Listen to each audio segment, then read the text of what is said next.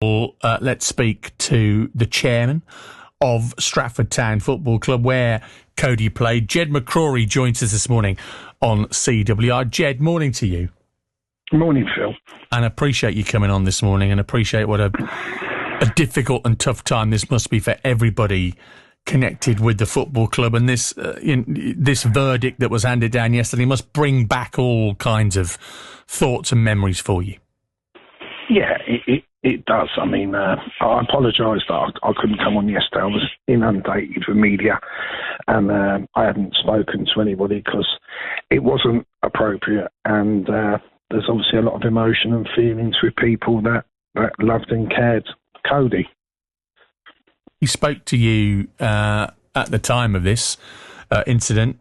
You were incredibly generous in your words about Cody, and then the club with the support for Cody's family thereafter. How do you remember him, and how does the club remember him? Well, it's very easy to be generous about Cody because he was such a kind and generous lad, and I don't think there's anybody that will say an untoward word about Cody because he was just such a kind, giving boy. So, like you'd have heard from his mother and uncle and his friends, he just loved football, loved life, massive smile on his face. And when I was listening to some of the comments that have been made, you actually realise how well loved he was within the footballing community all around the Midlands. Well, and that's the thing, isn't it? I think a lot of the players know each other, don't they, from other clubs and socialise with each other, and that clearly is what happened to Cody. And Cody clearly had lots of friends and people who've spoken about him in the same way you have so generously there, Jed, since that horrible incident of Boxing Day 2022. And I know it's not just what happened to Cody that's affected you, has it? Because you got a very personal experience of a stabbing incident and your own story behind this. Yeah, well, I think I've said to you before that obviously there's a flood of emotions that come back to me because it was 26 years ago.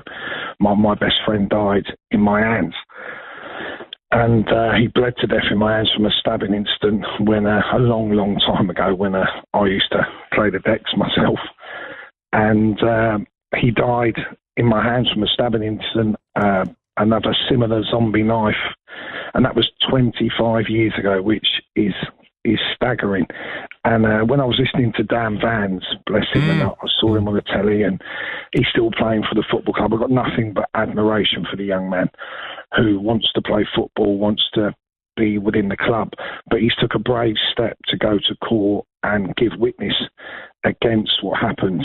And once you listen to the harrowing of what he went through, and he was kicked and punched and kicked around the dance floor, and he felt that his life was in danger, and now he's living in that little bit of fear of, can I go out? I can only go out with certain friends to make sure I'm safe and secure, because it's not over for him. It's not over for Tracy and Danny and their families, because it's still not over for me 25 years later. And it's when it goes silent in 6 months and nobody's talking about it, that's when it becomes quite harrowing. And it was the moment that probably made me leave Luton in my upbringing and move up this way and start a business. Really? So you can pinpoint that as and that, I suppose, makes even more personal what's happened. Isn't it sad though that you had that incident, and Jed, appreciate you coming on and speaking so bravely and courageously like that about your friend in your arms, but that happened, as you say, 25 years ago. And it's still going on today. It's taken the life of someone, someone connected to the football club. What do we have to do to stop incidents like this happening? Well, just on that point, it's ironic because the man that killed my friend actually gets released from prison this year. Gosh. So that's probably why it's took more out of me. But I have nothing but love and admiration for Cody and Dan fans as individuals. They were outstanding characters. They're very generous, and they're not the type of people that would get involved in anything untoward. It's just not their character. Yeah. And when you look at characters like that go out in the cities, and yesterday I watched the kids playing up at Stratford. They're 6, 7, 8, 9-year-olds, and I think when you watch them, there's no hatred there. There's no racism. There's nothing but love and laughter.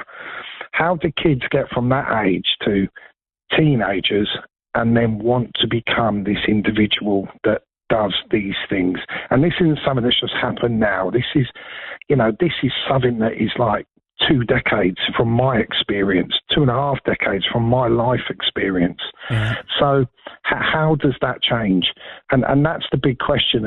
And I've said it on with your show, Phil, when I've said to you that we're all for Cody's Law, and like I ran as a councillor to push through Cody's Law to get the signatures for Nadine to take it into Parliament to try and push it through as law. And we ended up getting an extra 8,000 signatures. I want to thank everybody for that, and your radio show for helping promote, get more signatures for Cody, give it to Nadine, to put it into Parliament and say, look, we need to address Cody's Law. And that's something that Cody's family will hold on to, because they won't want somebody else's family member to pass in such a tragic way. And one of the things, while people are driving in their cars today, just think about your kid.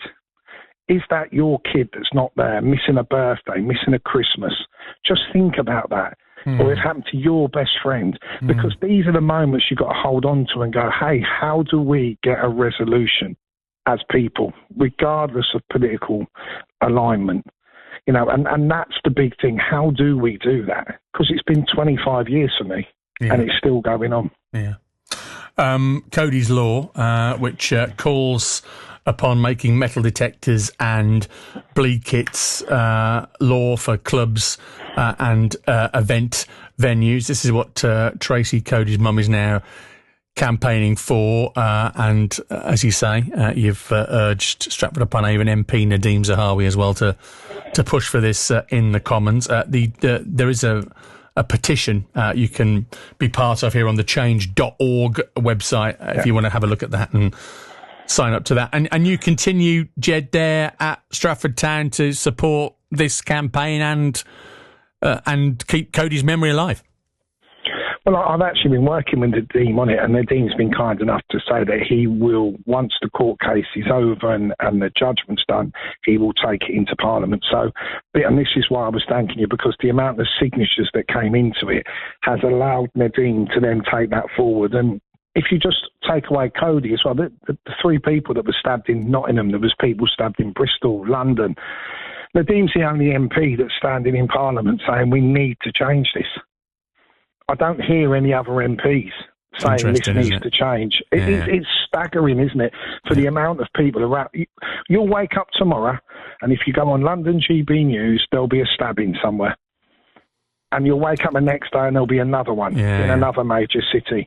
And he's the only guy standing up. And one other thing of this, and I'm all for Cody's Law, metal detectors, bleed kits, I'm all for that, okay?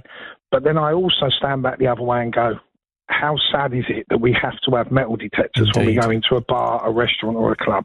Indeed. Where have we come to for that to be something that we need to happen? Jed, look, appreciate that has taken quite a bit out of you just to come on and speak to us there for the last 7 or 8 minutes. Really appreciate you doing that. Thank you for all you're doing at Stratford Town Football Club, and the best of luck. Thank you.